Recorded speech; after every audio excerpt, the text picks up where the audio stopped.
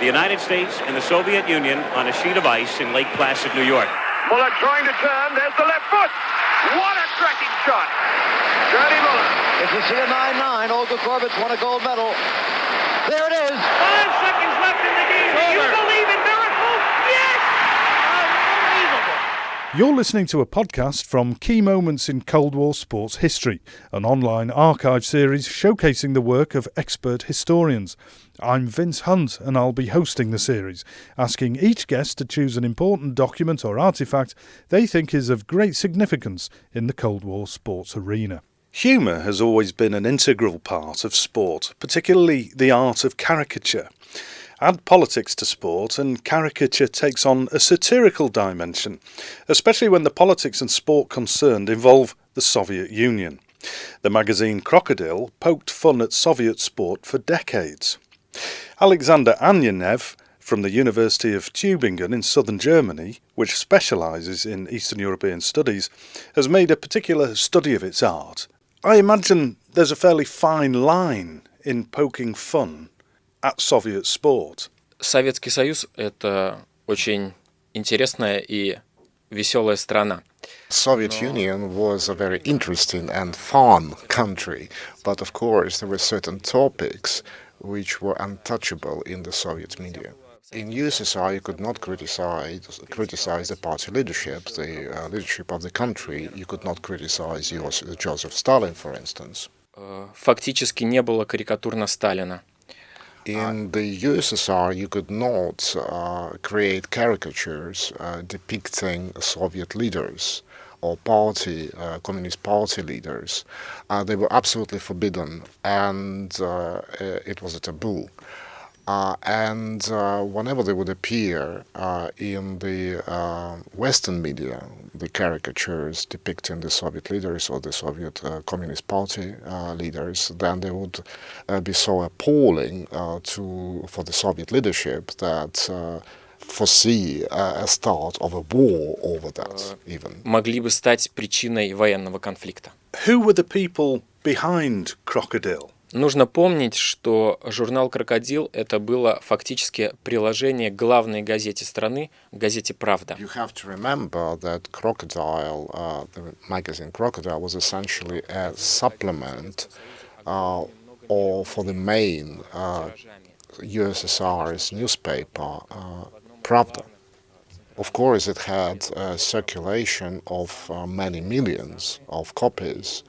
And since it was a prominent Soviet publication, its team incorporated only the best and only the most loyal artists, journalists, etc. I suppose even the Western reader is perhaps familiar with such artists as Kukreniksi or Boris Yefimov, who were considered to be fighters. They were actually called fighters of the ideological front, because essentially it was a war, and the fight was real, and they were the real fighters of the ideological front. So this was a Cold War fought with cartoons. То есть это была холодная война карикатур. Да. Yes, indeed. Who were the targets? Of course, the main target was the horrible and ugly Western capitalism, and with its invidious, horrible, ugly scenes, everything for sale, everything for rent, the gangster loans, essentially the capitalist way of living and the capitalist Western economic system, and all the vices related to such exploitation and mercantilism. Meanwhile, I have to add that the criticism of the managers of big plants or big collective farms or state corporations was also welcome and very much prominent in this magazine. But the criticism of the top leadership of the country and the Communist Party was not allowed and was inconceivable. Но не позволялась критика высшего политического руководства. So really the caricatures were aimed at making fun of Western athletes for their decadent bourgeois ways? В основном критиковалась администрация. Спортсмены здесь изображались как заложники.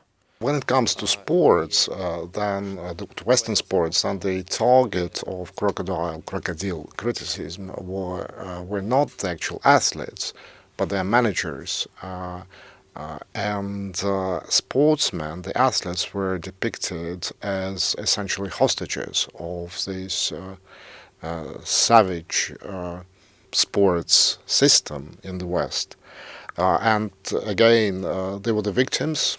The athletes were the victims who were not allowed, for instance, in the case of Moscow Olympics, to participate in the Moscow Olympics because they had no free will. Also, very often, race was an issue, especially when it comes to American reality depicted in Crocodile.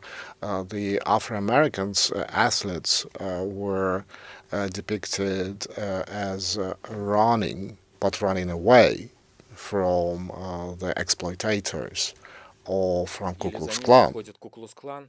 Это тоже некие другие эстафеты. Essentially, it was their run for freedom and escape for life.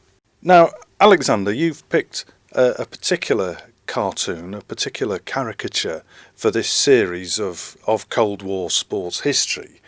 Can you explain what you've chosen and why you've chosen it? Основными объектами моих примеров это One of the caricatures I presented at my report were the Western caricatures depicting the symbols and the talisman of Moscow Olympics. And we are talking, of course, about the lovely, cute bear cup, Olympic bear cup, and the Moscow Olympic rings. And very often in the West, one could see that the bear cup, for instance, was invading Afghanistan with an automatic gun on his shoulders, and the Olympic rings were made in a caricature, were depicted as made of barbed wire, for instance. So it was quite typical. Alexander, it'll be interesting what you say about Crocodile's depiction of the Moscow Olympics, because of course one of the big issues, the reason for the boycott, was Afghanistan and Moscow's intervention in Afghanistan. How did Crocodile see the Moscow Games? Тема Олимпиады на обложке крокодила в течение 1980-х. Within the 1980, the Crocodile magazine had an Olympic Games, Moscow Olympic Games feature at the front cover and at the back cover several times. And of course, one of the most prominent caricatures of the time of that year was the famous caricature from an artist called Abramov, a caricature called Passing the Olympic Torch. Now, that caricature, famous caricature of Abramov, depicted a passing of the Olympic torch from Moscow to Los Angeles, from Soviet Union to United States. And of course, the lady representing America and the American Olympics was as ugly as sin. And it had a crown which looked like a bomb. And essentially, it symbolized all the vices and horrible features of the Cold War, naturally. And the title of the caricature was from a famous Soviet poet Mikhalkov, and also of Soviet anthem as well. And the caption to the caricature said, "The goal of the boycott is clear. It is to ignite the Cold War." I've spoken to British athletes who say there was tremendous pressure put on them at a government level not to go to Moscow. What was the feeling among Russians, among the Soviet Union public, about the way the boycott was being played out? The perception of the Soviet people here was essentially that the sportsmen, the athletes of either United States or UK, or other Western countries who boycotted Moscow Olympics, essentially the athletes in the Soviet perception were the victims who were prohibited, banned from attending the Olympic Games in Moscow. And it was not their will. And of course, people in the USSR lived behind the Iron Curtain, and there was a lot of propaganda. One of the propagandist books of the time called Olympic Games 1980 Through the Eyes of Americans. It was a very famous, prominent book. It essentially stated that it was the fault of American administration, Carter administration, and it was not up to sportsmen or sportswomen, the athletes, to decide. It was not up to them. Was the feeling among the Soviet public one of disappointment, of sorrow, that they were being deprived of competition at the highest level? Несмотря на бойкот Олимпиады, советское руководство сумело создать некую атмосферу интернационализма.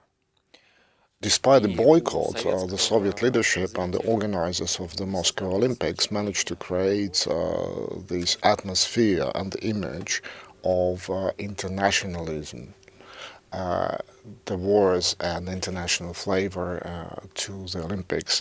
People could see on their screens the stadiums full of representatives of different races and creeds and African Americans, you name it.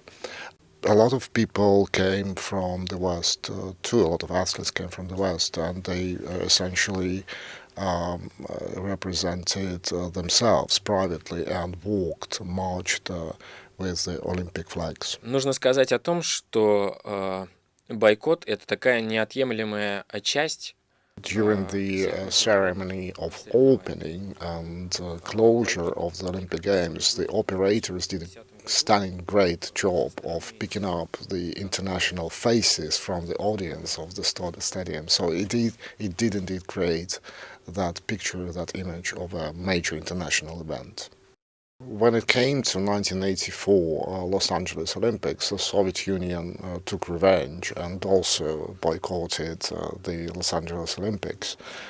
So you could say that when it comes to that period in history, boycott was an intrinsic part of the Olympic movement, so to speak. And of course, the Soviet propagandists engaged the same tools and the same arguments when it came to choosing to boycott LA Olympics in 1984. В журнале «Крокодил» изобрели очень интересную схему относительно критики бойкота. Essentially, when it came to this crocodile response to the boycott, the Soviet boycott of the Los Angeles Olympics, then the way it was depicted is, for instance, one of the caricatures depicted an FBI agent carrying an Olympic torch, and of course there was a prize to pay for such an honor. Essentially, everything was pictured the way to reflect that everything in the West is for sale, and whatever committee or ministry in the US had more money, the more money they had, the more privileges and the more representation they had at the Olympics. So everything was for sale. Did Crocodile survive the collapse of the Soviet Union and the end of the Cold War? Так получилось, что те люди, которые рисовали в журнале «Крокодил», они очень... I have to say that people who actively participated in Crocodile, they lived for a long time. For instance, Boris Yefimov, the main caricature artist of Crocodile, political caricature artist of Crocodile, he lived for over 100 years and witnessed the 20th century and the 21st century. But when the perestroika started, Crocodile was also active. Now, after perestroika, the interest to satire and humor kind of descended because people were very much preoccupied with the economic survival, and humor was not the number one priority. So Crocodile essentially sort of vanished into thin air. И юмор в данном случае здесь им был неуместен. You've been listening to a podcast from the series Key Moments in Cold War Sports History, a project bringing together experts from around the world and hosted here on the Wilson Centre's online digital archive at digitalarchive.org. These podcasts are part of the project The Global History of Sport in the Cold War, which is sponsored by the National Endowment of the Humanities, directed by Professor Bob Edelman of UC San Diego, Professor Chris Young from the University of Cambridge, and Dr. Christian Ostermann of the Woodrow Wilson Centre, and run in collaboration with the German Historical Institute Moscow, the Jordan Centre for Advanced Russian Studies at New York University, and Pembroke College, University of Cambridge. The presenter is Vince Hunt, and the series is produced by Vince Hunt and Laura Deal.